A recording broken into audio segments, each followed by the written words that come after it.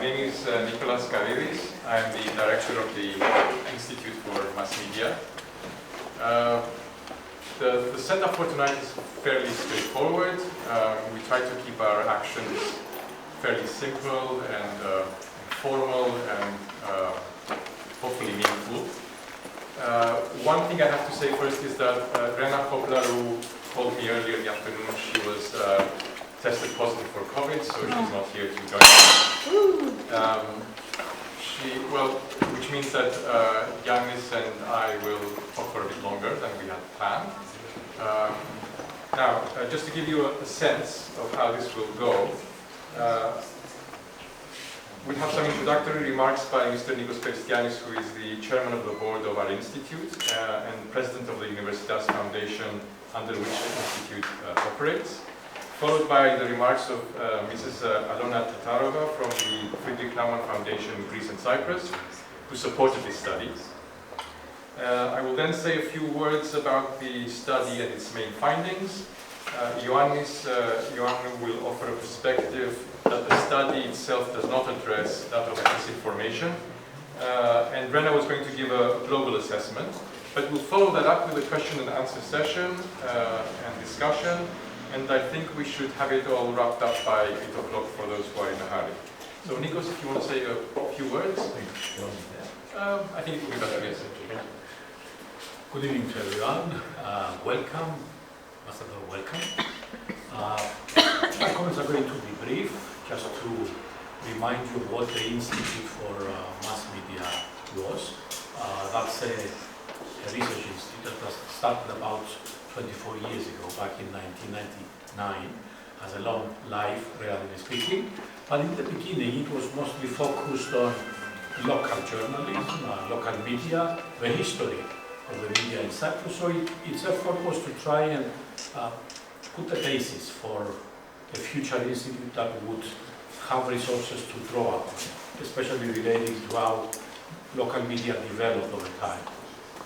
The second phase, the Institute, significantly enough, started with the deceased Andreas Sopokleous. Anyone who knows him knows that he spent most of his life working for the mass media in Cyprus. He was the director of the PIO for many years, Public Information Office, and has written a lot on local media journalism and so on. With Nikolas Karydis, there is a new emphasis, and I think it's a very good, positive emphasis, to reach outside Cyprus. At this stage, we are a member of the European Union, so we are seeking a new role within the European Union, the links with other states there, and of course, globalization is here, and will stay most probably, so looking at all the work at the same time. The study that is presented tonight is indicative of this new turn to look at the outside world and connect it with Cyprus, how local media covered what happened in the Ukraine. I must say that this publication was a pleasant surprise to me. I always knew that Nikolas was able of producing good work, but when I read it, I thought how refreshing, because it has a very interesting approach. He very modestly says it's not an academic work, but it is a very serious analysis that combines a very good understanding of what Cypriot society is like, the institutions of Cypriot society, political, especially institutions, political parties, the relationship with the state, the relationship with other institutions such as the church, for instance, and then, of course, international politics and how they affect what happens locally. So the book starts initially with helping us understand the context of the coverage. That is the second part which follows. But on its own, it stands on its own as a very good analysis for somebody who wants to understand the main political players in Cyprus and what kinds of perspective they have of the world and what happens locally. So that's number one. He also presents various newspapers, not only printed though, he also covers digital sources, TV. So it looks small. That's the main mistake, I think. Very small print. It could have been a much larger book because it covers so much that I think it could have been kind of presented in a more friendly way. Now you have to be a very studious person to sit down and look at it carefully.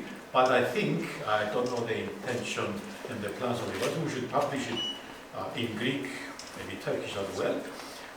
And there we should try and reach everybody, the common people.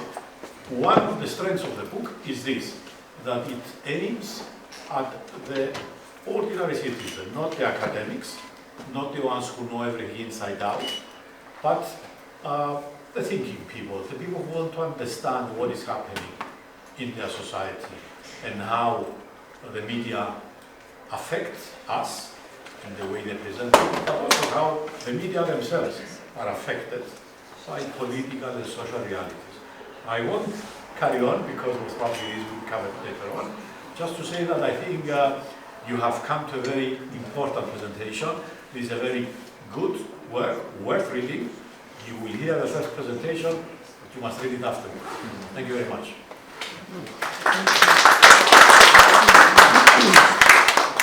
Thank you, Nikos. I didn't expect those words. Thank you very much. Very kind of you. Άλονα, can I ask you to say a few words? Good evening, everyone. Can I introduce you first? Yeah, of course. Sorry, I should have. Άλονα Τατάροβα is the director of the Friedrich Naumann Foundation's office in Athens, which covers Greece and Cyprus. Yes, thank you very, very much. I will follow Mr. Perstiani's example. I will be very brief. I just want to inform everybody who doesn't know what the Friedrich Naumann Foundation is. We are a political foundation, a German one. We are connected with the Liberal Party, the FDP of Germany, but we are not a think tank of the party. We do our own projects. We have offices around 60 countries in all over the world. And our modest and small office, I'm here with my team, my colleague Eleni, who is in the back taking the photos, and our new intern, Dimitris. We are very happy because this is the first project that we are realizing in Cyprus. And it's been a great honor, first of all, to work with Nikolas. I want to thank you in front of everybody. A great collaboration. And about what you are about to read, and how it connects to what we do. First of all, the scope of the whole work had to do with how media operate. We feel that media is a very important component of liberal democracy and how it works. And this is something a little bit forgotten about people. We feel that good media have to do with how citizens operate. I don't really believe in media being able to shape people's opinions. I'm rather thinking that what they do is showing what is already being discussed in the society. So this is why it's a very important thing to shed a little bit of light about how the media talk about this very, very serious incident for liberal democracy and for the future of Europe today. And the second thing, because it has to do with, obviously, the invasion to Ukraine.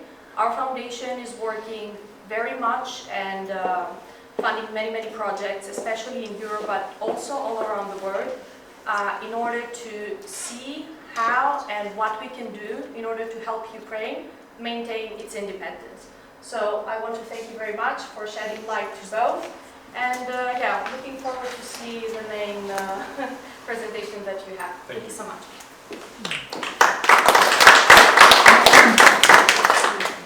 Okay.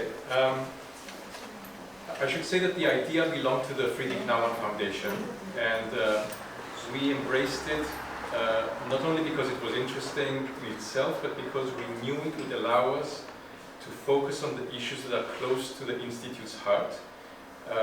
Editorial independence, media pluralism, quality journalism, the context in which journalism is produced. I will give you some snapshots of the study to highlight some of the risks connected to the health of the media ecosystem in Cyprus. In a nutshell, I would say that initially the media response to the invasion was hesitant and lukewarm. but it gradually becomes more engaged and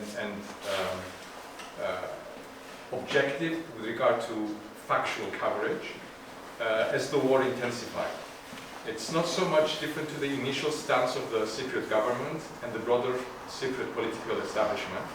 The government managed very quickly to adjust to the reality of what was going on, understanding that not doing so would cost its image, its standing in the European Union, the national problem, which is the key concern, had it remained true to its instincts to defend Russian interests. Now, the socio-economic establishment has taken longer to adapt to this reality. I haven't done a survey, but I feel quite confident in saying that there is still considerable resistance to accepting the Russian invasion for what it is and abandoning the attachment to Russia, which in some quarters, like the sovereign city of Limassol, for example, is very strong, even if many claim that the Russian community there is against the current Russian leadership. And I'm not so sure about that, so I can't voice a firm opinion. Now, the matter is complicated and woven into many aspects of this country's existence, its psyche, the mechanics of its economy, the scars from the collapse of the economy back in 2013, the emergence of a new affluent class, which is connected to property development, construction, the passport scheme, the influence of the Communist Party here in Cyprus, which is pervasive, the actual poor financial state of the media in terms of their self-censorship and their influence by commercial interests. I will start with the 22nd of February 2022. These are just 2 days before the invasion. There is strong interest building up to the whole affair. On the left, Alithia, which is affiliated with the ruling party at the time, not a particularly popular newspaper, and on the right, Politis, with an inevitable Cyprus angle. It says, explosions in Ukraine will be heard in Cyprus. This Cyprus twist is a recurrent theme in terms of how Cyprus perceives what is happening in Ukraine. Now, on the 24th of February, which is the day of the invasion, on the left, Politis with, again, a Cypriot twist, when Foreign Minister Lavrov draws parallels between the Cyprus negotiations and potential talks between Kiev and the regions in the east. On the right, Haravgi, which is the leftist party's news mouthpiece, is almost casually indifferent to what is happening in the world. On the skyline at the top of the newspaper, there is a small quote that says, China says that the US is triggering the crisis. That's the slant that the paper gives. Now, on the 25th, now bombing is occurring, people are dying. Haravgi runs with the headline on the consequences of the war, preaching rather than informing. And on the 26th, it talks about price hikes, the government's indifference to the situation, about poor households. There is a photograph in both editions of what is happening in Ukraine, but it's kind of, by the way, there is a war in Ukraine. To their credit, however, to be fair, on the left, there is, for the first time, a use of the term Russian invasion, which is very rare for them to actually mention it, and they don't mention it in subsequent editions. They talk about military operations, hostilities, but they mention it here on the 25th of February because it is in response to a resolution by the House of Representatives which condemned the Russian invasion. So, to be fair, they actually use the term on that front page. Okay. Now, on the 27th, we see a battlefield photo on the left, but the headlines are about the cost of living. And it's not as if they have an exclusive story. I don't know, like the president of Cyprus has got a secret plan to solve the Cyprus question, that they say, you know, by journalistic judgment, trumps what is happening elsewhere. They have consciously decided to downgrade the war and to upgrade whatever they want their readership to follow. Clearly there's something else going on in the way that they're thinking. And on the 28th, Remember, this is the biggest war in Europe since World War II. In the skyline, it says on the left that negotiations are going to take place on resolving the crisis, and on the right, it says that the European Union is funding weapons procurement for Ukraine and is shutting down media in Europe. It is that known saga about RT and Sputnik.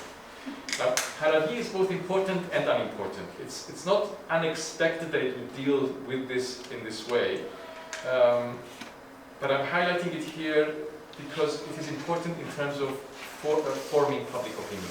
It still is an important newspaper, even though it's not an absolutely popular one. Okay, now, my last slide with Harari. I don't want to be seen to be obsessed with it. We are well into the war now. This is the 4th of April, and the war crimes of Bucha in the outskirts of Kiev have just been revealed. The deaths of civilians in the streets, and you see on the left, it's all the same date, 4th of April. Alithia and Volidis have shocking pictures from what happened in the outskirts. And then Karagir on that same day is talking about 40% lower salaries in Cyprus despite the cost of living rise. Now, the key element of how the war was covered was that it was overwhelmingly refracted through the Cypriot syndrome of we should be at the core of world attention. Why are they not talking about us, our injustice, what Turkey did to Cyprus? On the one hand, it is natural, but this mindset and the focus on the fallout of the war overshadow the substance of what is happening. More importantly, it is convenient for an establishment that hasn't really crystallized its own opinion about what is happening.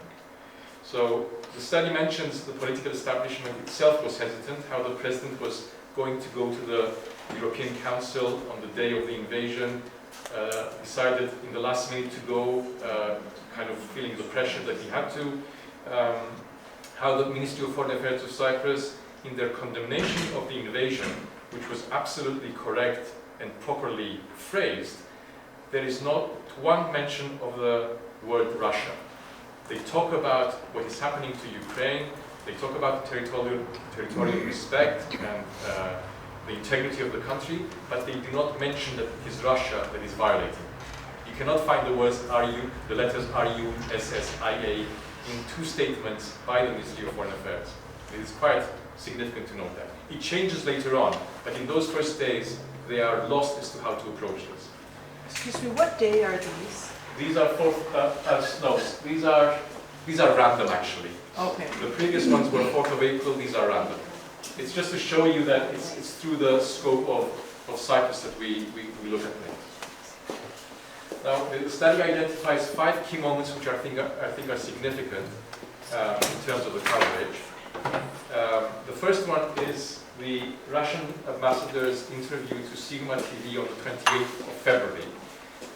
It's important because in that interview, this is 4 days after the invasion, he actually says that Cyprus has shot itself in the foot by deciding to align itself with the European Union and the West. This kind of changes the mood of the coverage because it's for the first time that the Russian ambassador, who has very free access to the media in Cyprus, at least before the invasion, says something which is quite shocking to public opinion. The second key moment is the public broadcaster's dispatches from Moscow. I'll come to that in a minute. The third one is Polydis newspaper's mission to Ukraine. It's the only newspaper which sends correspondents to Ukraine to cover the war, twice, for 1 week each time. Their journalists enter from Poland and from Moldavia. They do good work. They have front page coverage for 1 week because from their dispatches. The fourth is what I call arms talk. It is, I think Giannis may disagree with me on this one, but we'll talk about it later. It is when the United States, there's a report in the press that the United States wants Cyprus to give its Russian weapons to Ukraine. And there's a kind of a debate and the preoccupation in the media about what this means, maybe the lifting of the US embargo on arms sales to Cyprus. But it's quite a significant moment because it drags on for days. And then the fifth is the President of Ukraine address to the House of Representatives. But first I'll just say one thing about the coverage by the CYBC. The Moscow correspondent of CYBC was peddling the Kremlin narrative every night on television from day one, or even before the invasion. And this was very peculiar because you had the foreign editor who was preparing reports about what was going on the ground on the basis of news agencies, Reuters, AP, the BBC, CNN, and then you had the Moscow correspondent coming up and giving the Russian version of what was going on in Ukraine. So much so that a board member of CYBC on the 13th of March actually puts this tweet out, which says that listening to the CYBC correspondent, their correspondent, and the unfounded excuses about the Russian invasion and war crimes is utterly ridiculous. This is the board member of CYBC saying this about their correspondent. Okay, now back to, I'll go to Zelensky's address. I'm sorry, is that an address here to this parliament in Cyprus? Virtually, yes. Yes, okay. Now Zelensky's address came in the first week of April. It reveals the political establishment and by extension the media's automatic, convenient self-indulgence. They focus on the scandalous omission by Zelensky of mentioning Turkey, Cyprus, what happened here. I would go as far as to say that this is a deliberate focus by the political establishment and by the media because they cannot deal with the substance of what is happening in Ukraine. And more depressingly, because they only know about Cyprus. They don't think about what is happening elsewhere. We want to talk about Cyprus. We are parochially, persistently locked into thinking and looking at the world through Cyprus. This is quite symptomatic of how we look at international crises. The week of Zelensky's address, Kathimerini published a small opinion editorial which I found quite interesting. It's called Collective Empathy, in which it said that instead of focusing on the substance, the Cypriot political class tends to only align in its condemnation or criticism with those who condemn or criticize the same things that they do. And this is very symptomatic of the way that we operate. Okay, now, public opinion. In April 2022, in a Eurobarometer survey, Cyprus came last in terms of its total agreement with the statement that the Russian authorities were responsible first and foremost for the situation in Ukraine. We had 21 people agreeing with that, 24 partially agreeing, 28 disagreeing, partially disagreeing, and 23% totally disagreeing. And this is, I mean, you can get a sense in terms of where it stands with European public opinion. On a question with regard to sanctions approval, again in the same survey, these are the figures for Cyprus. Again, not in quite off the European average. More strangely, when the survey was done 14 months later, nothing much has changed, which is very curious. You get a sense that things are changing, but in actual fact, when people are asked, they are still quite prone to responding in the same way that they responded 12 months ago or 14 months ago. Okay. Now, in the public sphere, we have a strong anti-sanctions narrative. And until very recently, certainly throughout 2022 and half of 2023, Cypriot media ignored or paid very little attention to big international stories implicating Cyprus in sanctions busting. Here's an op-ed in the Cyprus Mail by a former Minister of Justice who argued against the sanctions. I'm not taking a stand on this. She may very well be right that on a point of legal principles, it may be wrong to go through the sanctions mode. But I'm just showing it in terms of you understanding the context in which all this discussion was taking place. Sanctions were a no-go area for public opinion, and for businesses, for accountants, for lawyers, for the services sector. It was something that was quite difficult to swallow. I have to say a quick word about Cyprus Mail, because there are a few diplomats here, and I think you rely on it quite a bit. The Cyprus Mail carries, like Polidis and Kathimerini, which I thought did justice to the coverage, they carry opinions and reports from Reuters, from Associated Press, from established German, French, and British media, and its own viewpoint is on occasion very reasoned, very open-minded, clear-sighted, but on some occasions weird things happen with this newspaper. And they have to do with the ownership influence, which is also an issue with regard to other media in Cyprus. This is a story they had on the 20th of June this year, and it is a review of what the international press is saying about Cyprus' links to Russian money. This was on the 20th of June. On the 23rd of June, the title remains on the online version of the paper, and the text is gone. And you get that little announcement there that says that the establishment is carrying out an investigation into its own report, and as a result, the article has been retracted. This is very, very curious in terms of media, that it takes down its own reports. And it's also very curious because the Cyprus Mail is otherwise a fairly good newspaper in terms of some of its coverage. When it comes to Russia, sanctions, and what is happening in Ukraine, it has a very strange stance and approach. I'll finish here, but before I do, some very quick optics to give you a sense. These are some graphics from the Media Pluralism report that is issued annually by the European Union Institute in Florence. It measures the health of the media in the European Union and in some of the candidate countries. When it comes to freedom of expression, you will see Cyprus is green. Green means that there is low risk, yellow is medium risk, and red is high risk. So when it comes to freedom of expression, the fundamental rights and protection of journalists, we do fairly well. Cyprus is okay. We don't have problems with journalists being harassed. There are some things online maybe, but generally we're a safe country for journalism.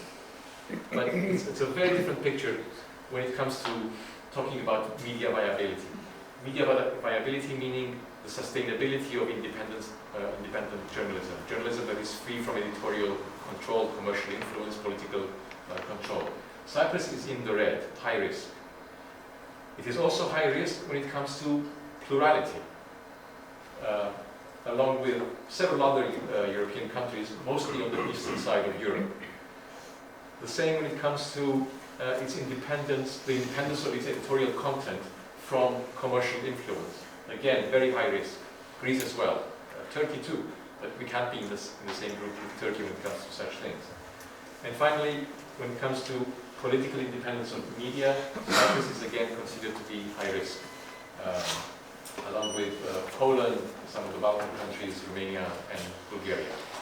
I'll stop right there, and I'll ask Giannis to come and give his version of events. Giannis is the founder. You can take this. No, it's okay. See. Okay. Giannis is the founder of Geopolitical Cyprus, and is a journalist for Kathimerini newspaper. He has a Sunday column. I consider him to be one of the best, one of the experts on matters of disinformation, of open source intelligence, and the modern warfare of journalism. Also, by education, I am an international relations expert, an IR theoretician. Okay. But thank you, Nicholas, for the stage. I would like to start by saying that this is a very important little book. So congratulations for the effort, and also big thanks to the Institute of Mass Media. I think the importance of this little book, that I had the privilege to read it on the process of making and adding my recommendation to Nicholas as an author, it creates a landmark for publications in the future for all type of conflict, because we are living in a very vivid and troubled neighborhood, and the amount of how we cover war, especially in printed media, it's very problematic. I keep the word cacophony when the media landscape and the public sphere in Cyprus is analyzed. I would like, I mean, there are so many trivia and so many things, and this is only the 2 months, the 2 first months of the war in Ukraine, the Russian invasion in Ukraine. And what I'd like to start and share my thoughts with you is that the war in Ukraine, obviously the invasion, that February was not new.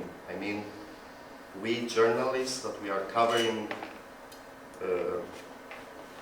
these very important events, and we are working in foreign desks in Cyprus, we are doing the city job of a journalist. I mean, nobody's paying so much attention in what is going around the world.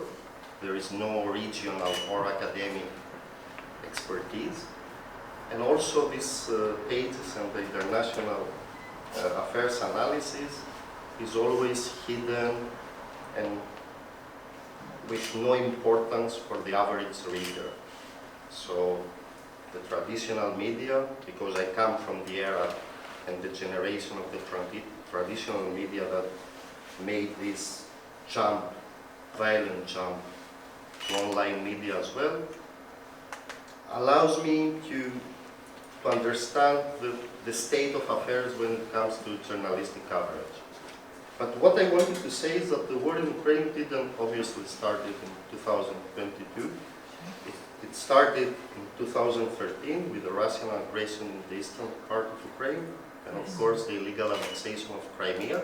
But nobody paid attention in terms of media coverage 10 years ago. So suddenly the amount of Russia's aggression in the center of Kyiv, the capital of Ukraine, was something that took all of us, not me personally, by surprise. What I wanted to say is, by starting with an example of my work back in 2013, 2014, when disinformation was becoming huge, it was already there before as different forms of propaganda. But nobody was paying attention, especially in Europe, in terms of analyzing it or approaching the disinformation and the fake news in an academic way. So in 2014, I decided, I was working back then in political newspaper, I was the foreign desk editor, and I decided to do a social experiment, a form of trolling, mostly myself, but I wanted to have this printed. So I decided to, 1 week after the saga of the little green men, which really were Russian soldiers that invaded Crimea, I decided to contact the, back then, the Russian ambassador, which, by the way, was the same that appeared in this Sigma TV interview, and the Ukrainian ambassador, and create a Q&A for the Sunday edition. Same questions, what's going on, really silly questions, in order to be very obvious who is telling the truth, who is approaching developments in a factual way, and who is making propaganda, and who the hell are those little green men. And it was very funny that when these 2 interviews came out, it was published on the Sunday edition, it went very viral, and I received so many phone calls from different members of academia, the diplomatic community, researchers, and viewers, some more sophisticated viewers. And it was very obvious the disinformation coming from the Russian side on a printed format on the same silly questions denying terrorism. I'm going again 10 years ahead, back in the 24th, it was Thursday, and I was invited as a speaker on a panel on RIC, which is the Cyprus Public Broadcast Television. And the panel was the journalist that has the most popular talk show about politics and some special horse-steady shows when something huge happens.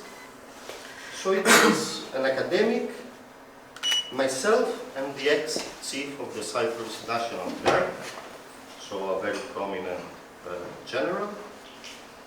And before starting the live interview, it was the live news, the live segment, the 8 o'clock bulletin, which Mr. Thanasis Avgerinos from Moscow, the correspondent for Greece and Cyprus based in Moscow, 2 days after the invasion, he was just preaching and saying that it's a matter of time for Kyiv to collapse and the government to disappear and the Ukrainians to be liberated, to be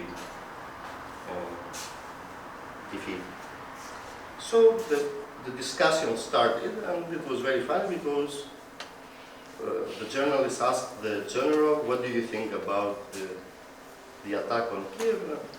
It was an epic answer that Russia is the biggest, one of the most powerful armies in the world, and in 2-3 days, Kyiv is going to be defeated. The academic was also asked, replied more or less the same.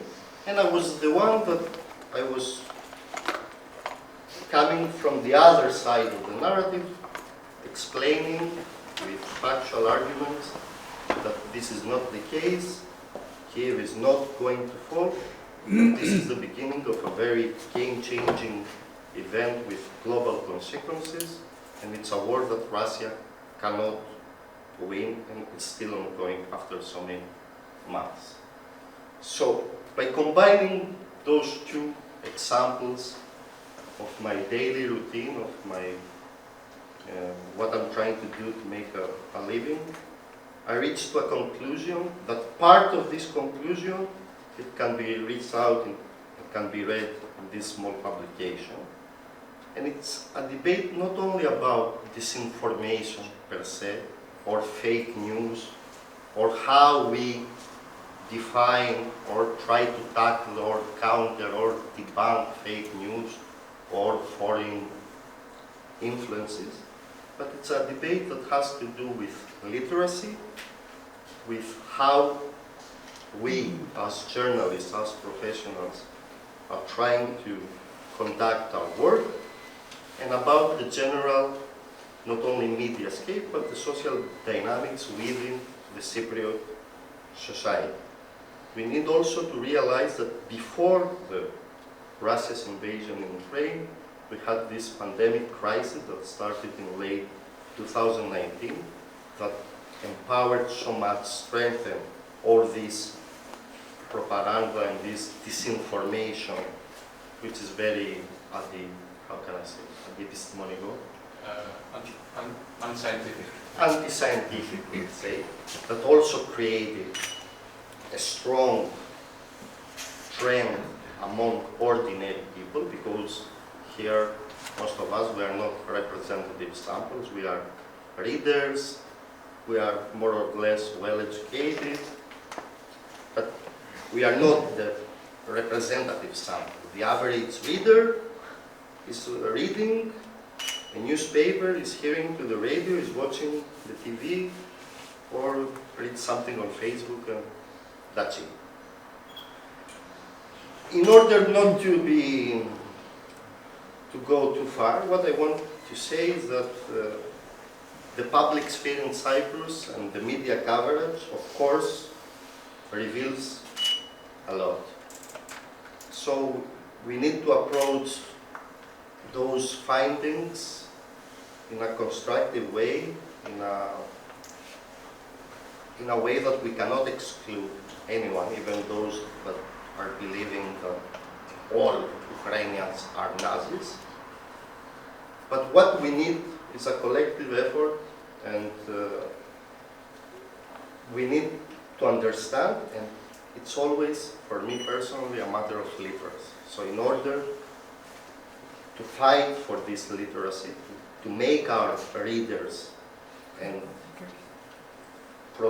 create a more healthy debate on the public sphere, we need an effort. And this effort always has to be a collective effort between individuals, state institutions, the academia, the professionals, and all people that are involved in a debate that is it's already here, and we need, before countering all the false flag, I think what we need is to take more seriously ourselves and also to respect the professionals in this field. And I'm telling this because it's very important to understand that journalism in Cyprus, in general terms, has a lot of structural problems, of course. It's not worked anymore as a career opportunity. It is not what it was like 20 or 30 years ago. But there are still some people that are giving a lot of effort towards factual and professional work in order to actually counter the disinformation, and most important, to explain in very simplistic, in very simple but not simplistic terms, what is going on around the world. And this is also something related to all the transformations that are happening lately in the Cypriot society, mostly because of our national issue, because of the political situation. Because in Cyprus we are a small society, we are a small divided island, and we always tend to perceive international developments, very important and world-changing events, only through the lens of our national problem. So we need also to change that. And in order to change that, we also need to deliver something vis-a-vis and in relation with our daily lives and our future. That's all. We can have a discussion. I'm really open Thank you. to make it a debate. Thank you. Thank you. I have a question, but I don't know if this is the Please. time for a question and It answer. is the time. Thank you. So, thank you so very much for your. Oh, I want to see for your presentation. I really appreciate it. You made a statement. You made a statement that, you know, at the beginning there was statements like Russia's going to blow through Ukraine in a day, and they're going to defeat Ukraine immediately. But you had thought and had expressed thoughts and opinions about this is a war that Russia cannot win. I'm curious to hear why you say that, one, and number two, just a comment. I wholeheartedly agree with you to look back at the situation in 2013 and 2014, you know, versus 2022. That's a very, very interesting analogy. Before you answer, may I ask you where are you from? My name is Elaine Paplos. I'm from the U.S. Embassy. Thank you. What I was trying to say with my example is that I was not only answering the question my colleague, the journalist Andreas from Cyprus Broadcast TV asked me, but I was trying to make a statement about how we analyze foreign developments, and especially how a war is deployed on the ground and what's going on in the ground. Personally, I have covered some wars on the ground, so I have the expertise to see how things can work out or not. Also, it's a personal belief that Russia cannot win this war, because this war has a huge cost for Russia, and I think that Ukraine is fighting not only for its independence, but also for the rest of us, given the fact that Russia is the aggressor. And it's the aggressor in what we call the Russian world, the post-Soviet space. I mean, this aggression before Ukraine, it happened in Georgia, it happened in Transnistria, it happened in Chechnya, in many places around the world. The second part of my answer is related in how we are got informed about developments. I mean, there is a whole myth about Russia's military capabilities, but from a journalistic and analyst perspective, it's going back to the USA in the 70s, in the late 70s. It was this huge trend among some very specific journalists in what we call the special press, all these publications, Jane's type, about military development, weapon systems. And at some point in the Western world, there was a trend to overanalyze some new Russian military system that came just before the START treaty. And this myth was very unethical. Durable. It was very durable. I mean, it kept going. And in the microcosm of Cyprus, this is imported from Greece. I mean, in Greece, if you go to a periptery, to a press kiosk, you see 5 major newspapers and 25 magazines about tanks and airplanes. And half of them is about the fantastic Sukhois. How these Sukhois can be the next fighter jet for Greece, for example. So this is very important to understand and to keep those perspectives in public on prime time in Cyprus National Broadcasting. I mean, to counter this bullshit. Sorry. My name is Ksenia Mokortova, and I'm head of the community of Ukrainian Secret Friendship and the co-founder of Ukrainian news site in Cyprus. It's, of course, cy.net.news. I have a question about first the name of the books. Actually, I read through 2/3 of it in one night, and I'm really impressed with what is in the first part, because I was really interested in the political situation in Cyprus, how the dependence on Russian money happened in Cyprus, and all this part was very interesting for me. And how it happens that in the name of the book there is no word Russia again. Word Russia again. So this is, because I really think that this is a problem in Cyprus, a huge problem. You already told about it. And maybe I'm a little bit paranoid being Ukrainian, but 11 years ago, I couldn't imagine Russia invading Ukraine. I have relatives in Russia. I wouldn't imagine some of them be enemies right now to my family. And this is what I see currently happening in Cyprus. Cypriot people are very, they close their eyes of what's happening. They think that, oh no, it's just Putin. It's just him. It is him who's throwing bombs. It's him that's shooting people. No story. There is such a huge Russian diaspora here in Cyprus that supports Putin.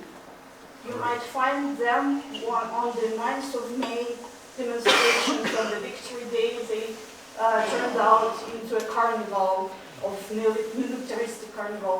They were celebrating the occupation of the territories. They have already a holiday for it. And they were celebrating it on the streets of Cyprus officially. How can it happen in Cyprus, having the Cypriot problem of occupation territories in Cyprus? Of course, Cyprus is a very tolerant country with anybody can say anything, but I think that media in Cyprus should absolutely show this, what is happening in this Russian diaspora supporting Putin. And in Cyprus, yes.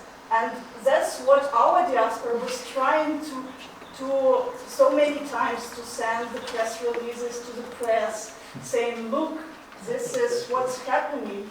No one was interested. Just one channel came and took interview. No one else. You're you're hitting your foot now with tolerating this Russian diaspora. But this also has to do, I understand the overall feelings of you about that, but it is also related to media coverage. Yes. Right. I mean, people do not understand the fundamentals of Ukrainian or Russian history, or before the history of the Soviet Union, or the events in the last 15 years in the post-Soviet space. Even the average reader, because I speak to, people know me, stop me, I saw you yesterday on TV, I listened to you on the radio, tell me what's going to happen right now. Everybody asks me about Gaza. So at the end, I'm trying to explain them in the most simple way what's going on, and the answer is always, it's a civil war. We are both Russians, for example.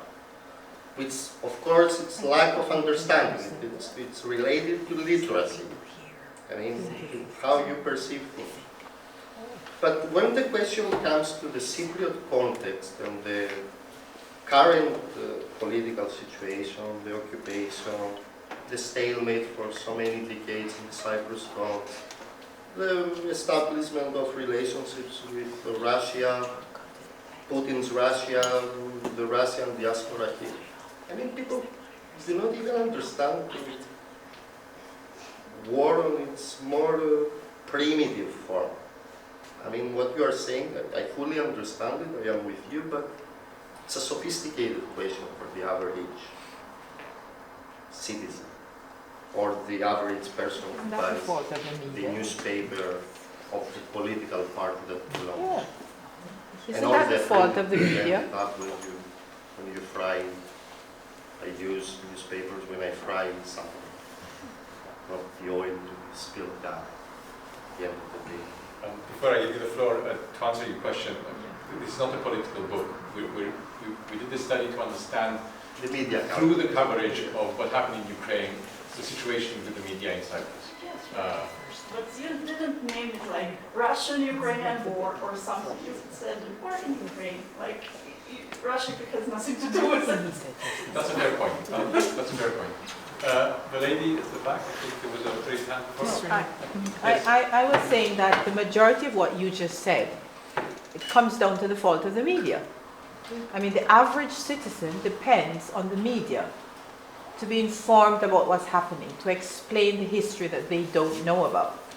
So when the average citizen thinks it's a civil war, it's clearly the fault of the media. You know, I wrote about 400 features, like 2,000 words analysis on the electronic version of Kathimerini.com.cy. Some also are available in the English version of our site. And what, people are not reading it? No, but at some point I was still feeling like I have to contribute something, that there is something important that is going on this war to analyze, for example, I would never different aspects. And my editors were like, we have to stop this. I mean, it's not selling anymore. We just have to go somewhere else. Yes. Hi, thank you. I just want to continue the discussion and based on the comments that I've heard before.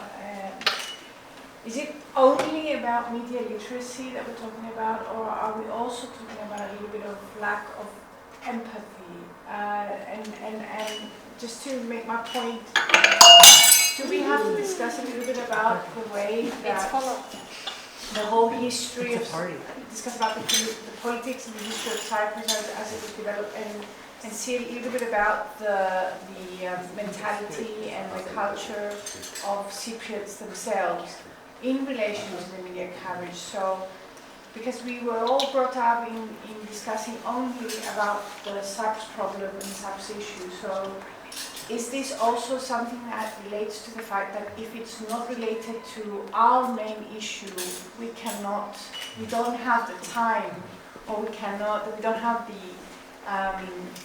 energy to deal with, because it's not related to our main problem? That's one part. And the other question is, if you'd like to elaborate a little bit more about literacy, about media literacy, and about education schools and critical thinking, and maybe drawing some lessons learned from the report and seeing where do we go from here on?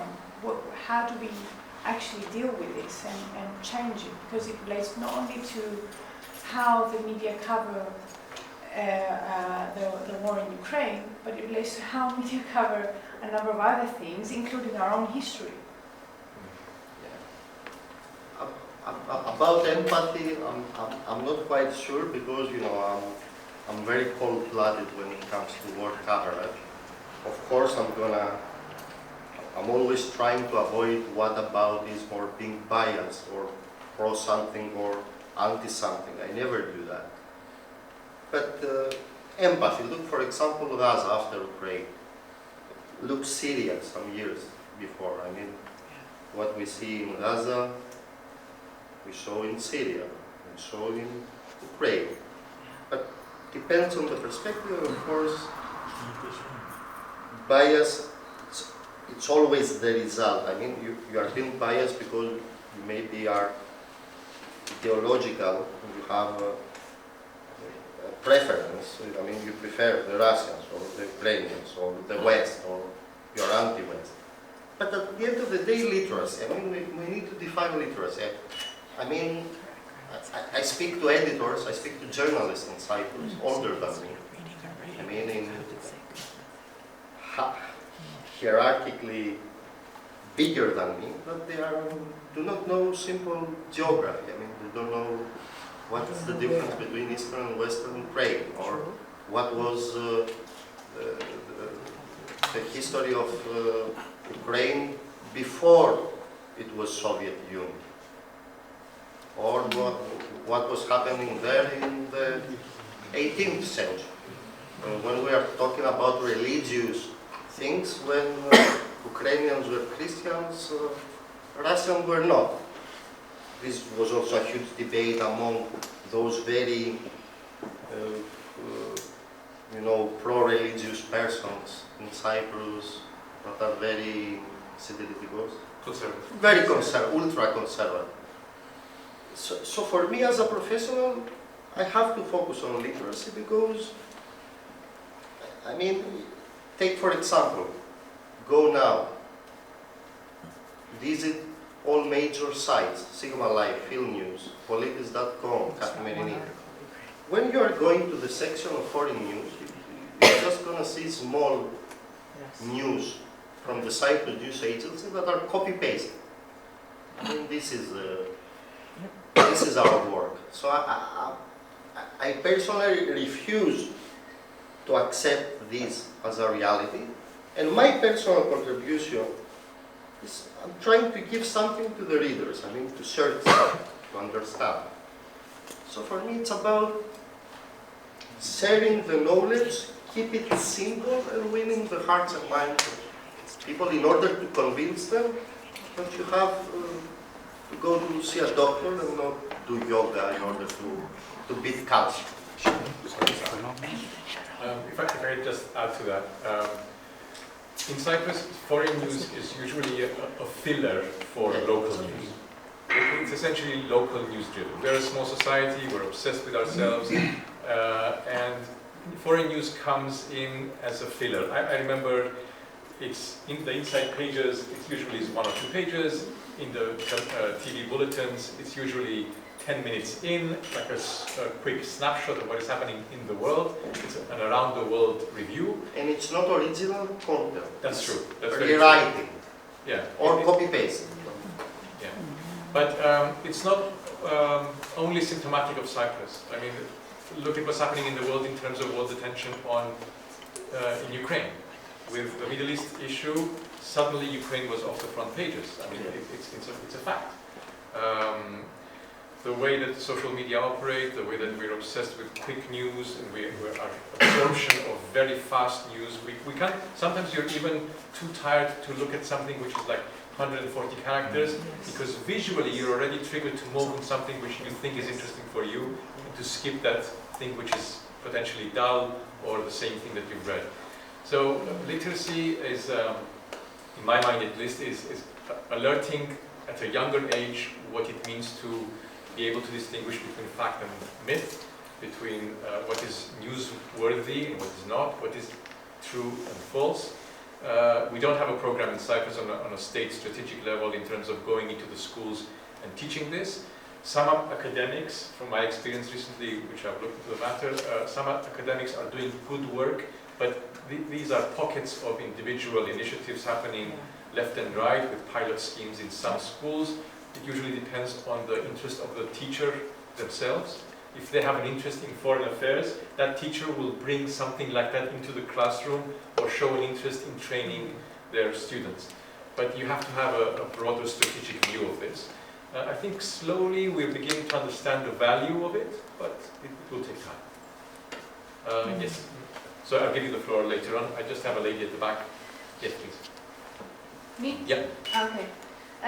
No, I just thought, I mean, and you said something about this. I mean, it's not only Cyprus that has this problem. And I mean, in my case, I am Polish, so I know how Polish press works. And I mean, for us, priority was war in Ukraine, but what is happening in Gaza has much less coverage. So, I mean, I mean, Yannis, you know very well how newspapers are constructed. Even, I mean, in print, especially, you had regional news. You had local news, the most important always, regional news, and then world news. So, kind of, this is how it goes. So, yes, the whole question is, we have issues with how actually kind of editorial decisions are made.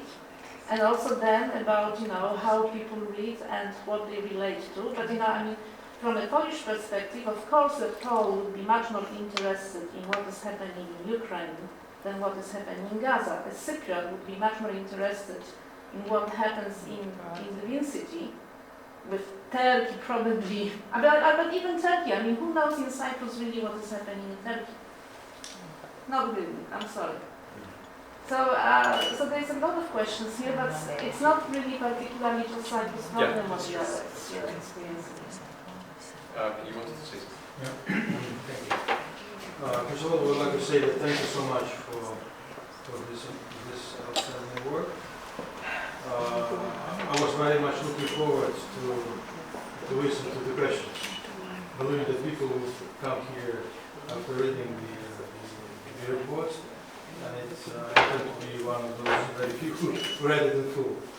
And it was very easy reading and very interesting. Thank you for that. Easy because I was a witness of all those events that you described and put them in sequence.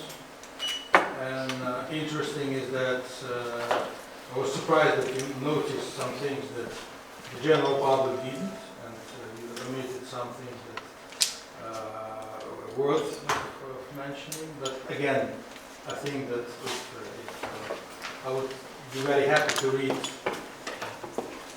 the continuation, because I think it was. I just can share one episode. You were mentioning the evolution of the reaction. It was the first days of the full-scale invasion, and at the embassy we were, of course, very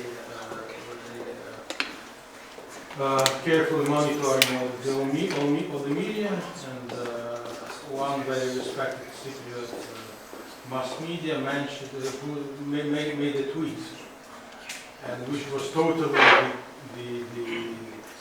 the words from the Russian piece of narrative Russian media, and I decided I had to react. And I just mentioned that this was a very not a careful explanation of the events, and it was very unfortunate. And it was immediate reaction, and on a high level I was requested not to do that, despite the fact that the media outlet was not formally the state. But again, thank you so much for this report. That would take a lot of time to, I mean, I would love to dwell on that. And I wanted, reacting on what was mentioned here, I just wanted to say that all of us, we're taking it surprise. I mean, none of us was ready for that. I mean, the reaction. That means that professionals were supposed to be ready. The general public was not supposed to be ready. And it came as a big shock for many Ukrainians. And this is exactly, and I agree with what one of the colleagues mentioned, that this is exactly the work, the job of journalists. This is the journalist's matter to provide general public with a very close to the truth explanation of the events, based, of course, on the interest of it. Again, this might also be an issue to discuss why Ukraine was not of an interest before in Cyprus. Despite the fact that not too many Christian Orthodox countries in this world, Ukraine and Cyprus happen to be among those, not many, but at the same time, some other Christian Orthodox countries are closer, are more, I would say, mentioned than Ukraine. So that would be a good exercise to discuss that. Interesting was, I mean, my personal observation is when we managed to organize a couple for at least three throughout this year and a half, three very interesting events in the University of Cyprus, the roundtable on disinformation with up to 5 or 6 very known experts from different countries participating, but unfortunately there was a kind of disappointment that no mass media was there, maybe very few. I was happy to see students of the university interested in the topic. The other event was at the same University of Cyprus about the occupation of Crimea, the same story. An outstanding event was in the Center of Strategic Studies in Frankfurt. We discussed the perception of Baltic states vis-à-vis Cyprus, in Cyprus vis-à-vis what was happening before the war, vis-à-vis Russia. So it was a very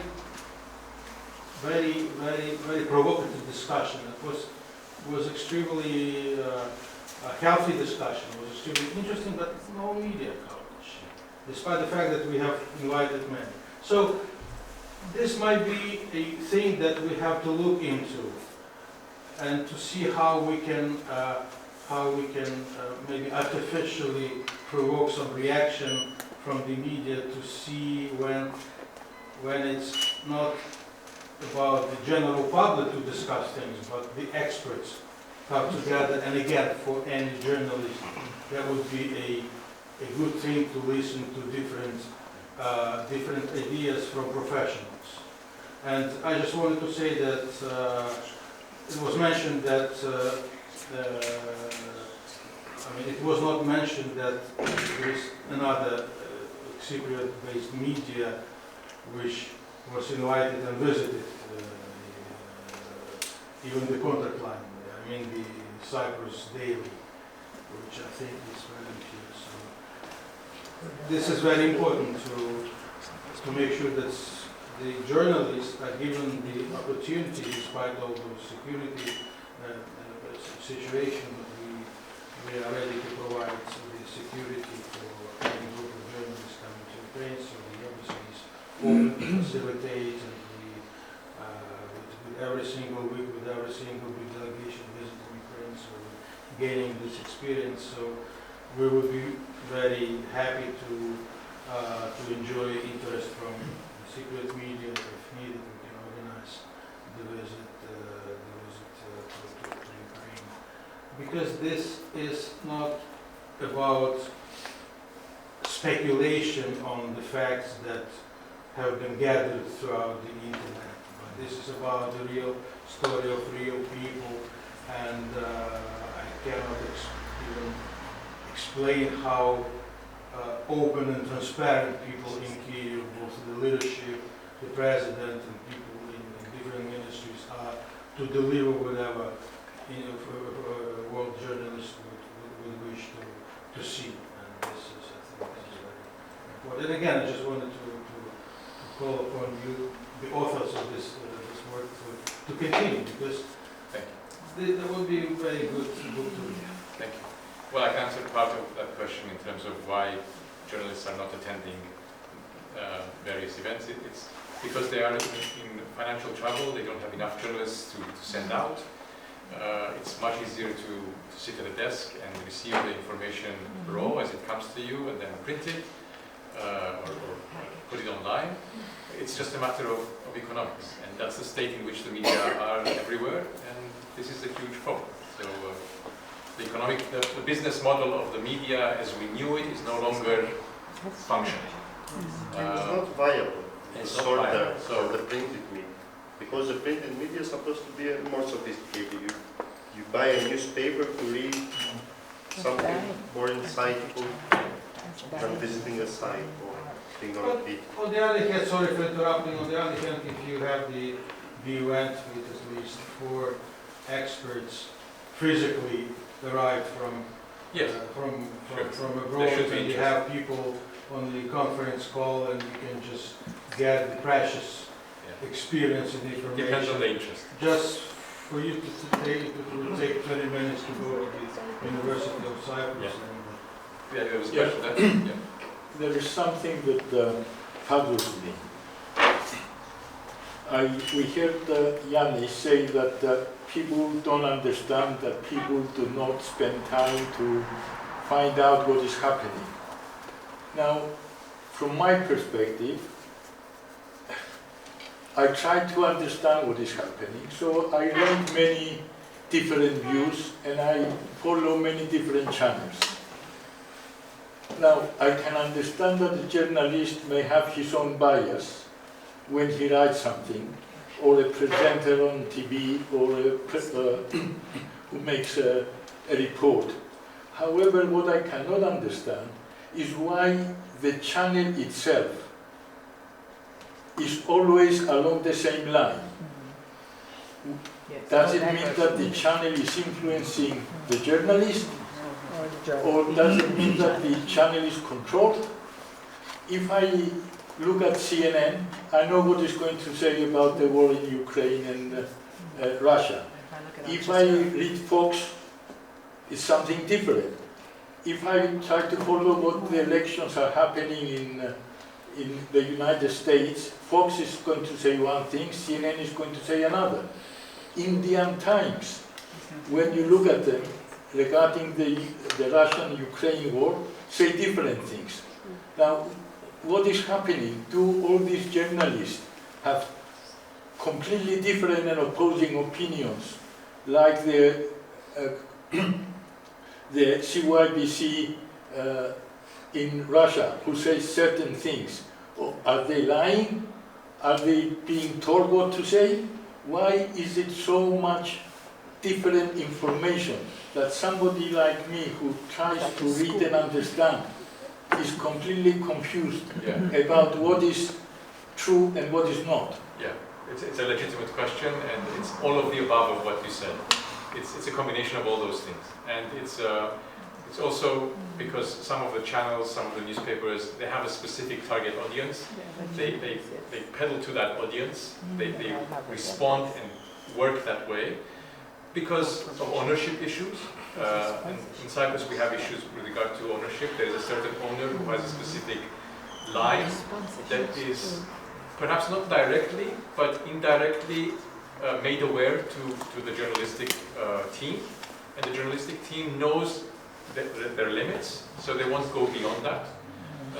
So how do we find the truth? How do we find what is reality? You judge, but let me add something, Nicolas. This is not a debate about what you choose to read, listen, or watch.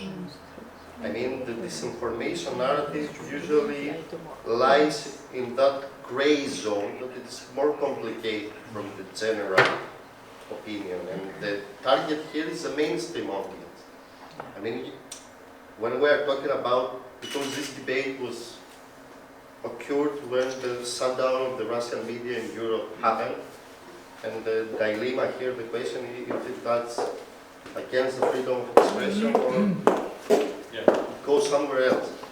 But when we are talking about this information, if you watch about radioactive birds that are carrying nuclear weapons, which is part of the Russian disinfo narrative in the context of the Ukrainian war, I mean, obviously, there are no such birds. We are talking about radioactive birds.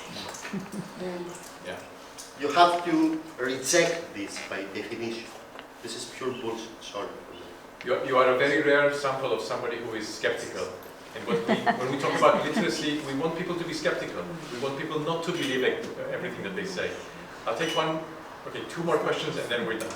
The lady in the back. Oh no, just a very quick comment. I'm glad you mentioned that because when I hear media literacy, I think of reading and writing as an English speaker. Sorry, I know that's not what you mean.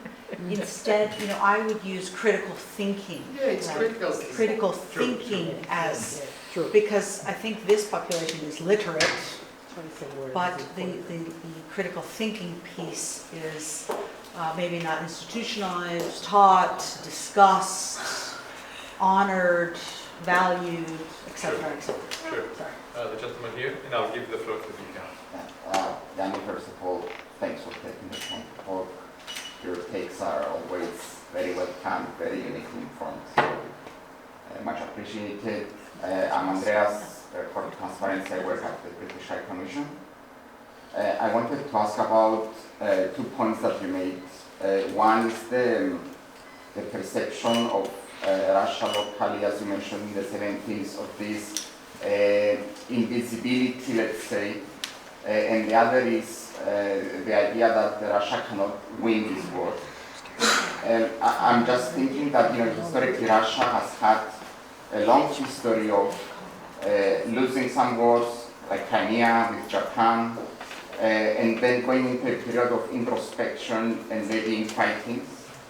And I'm wondering, we have seen some things like that with Wagner, some oligarchs who accidentally have died and so on. And I'm just wondering, have you seen a transformation of the perception of Russia through the war since the start? And is this reflected in the media? Partially, yes, because this whole idea, perception of the military superpower, that it's undefeated, was crushed in terms of public perception, images, prestige, yes. But, I mean, technically speaking, the war on the ground, it's a scale thing. And this comes out from how the war is occurring as part of military operations. And at some point, the majority of all military experts, both in Ukraine, the West, were already mentioning about that this war may gonna end in a stalemate. But the case of keeping the ongoing Russian aggression in Ukraine as a matter for journalistic interest and still be covered, it's again the work of the journalism to keep it there, not to disappear from the news like it slowly happened after the first war, after the first year of the war. So for the first question, I'm not quite sure, to be honest. I mean, the hard data that Nicolas presented in its book are very interesting, but have nothing to do with the war. It's the consequences of the war framed in the economy of Cyprus and the relationship between how all these Russian sanctions are affecting our economy. And this is telling something, it reveals something about Cyprus. It's small title here. I mean, we always perceive things in our very small and unique world, but economic interests are always very strong in the back of the mind of the average citizen. All this war is going to cost money. Or we're going to lose the tourists, or we're going to lose the investment, and so on. So this is something that has to do with our society, I think. It's not about, per se, the war in Ukraine. I will give a very last opportunity here. I just wanted to say that I agree with Polish lady that it's more interesting to see this if it happens in the vicinity. So there's a lot more interest in the gathering right now, and probably Cypriots are more educated about the Palestinian problem, and it's been happening next to their borders. So I wonder whether this is the case everywhere, because I understand why the Eastern European states and Baltic states are so much in solidarity for Ukraine, because it's also happening in their borders. And the second question is, I agree that everything is framed through the Cyprus political problem. So we look at international relations and international conflicts in relation to our own problem. But is this the case because we've been educated to see things like that? Is it the press? Is it the politicians? Because who is feeding the other to feed the people to think like that? Yeah. It is a collusion between the political establishment and the media, I think. It is an agreed collusion, or it's by accident? A lot has to do with incapacity to deal with other things. They know the vocabulary, they know the terrain. This is what they're good at. This is how they motivate people to go to vote. People will not vote for them if they have a specific stance on Ukraine. They will vote for them for issues that relate to Cyprus. So it is a gradual collusion between the establishment and the political class and the media, which are part of the political class in many ways here in Cyprus. And this is how it's happening. Social media and the digital world have come to disrupt that. It has brought problems, disinformation, trolling to an extent which you don't know what is valid and what is not. But that disruption may, in the next few years, bring something new out of it. I don't know how, I don't want to sound pessimistic or optimistic, but I think it's possible that we might see a new form of journalism emerging out of this cacophony, which has become Yannis's favorite word. I have to stop it there because I promised to okay. One last comment, very briefly. It's really comment. I'm the PR coordinator of our community of Ukrainian Cypriots, and I would like some question like Cyprus Media Coverage. Is it possible, because we speak about continuation of this work, is it possible that just to change this media coverage in cooperation with, for example, with our community, and because from our side we have a connection with many experts, like you send this to see the view of Ukrainian, for example, experts, because with Ukrainian media as well. And so we could help with these connections, for example. So, and as well coverage, because we organize a lot of events, like our ambassador said, and so we would like really to see this media. And from my side, I would like to invite all medias and all who are interested in to be in contact with us, and we will be very glad to share our information about our events. And we really would like to see, like, in a period that the coverage will be like not better, but just like you said, more literacy, like more, like better coverage. Let's say so. Thank you so much. Thank you. Okay, thank you very much for coming.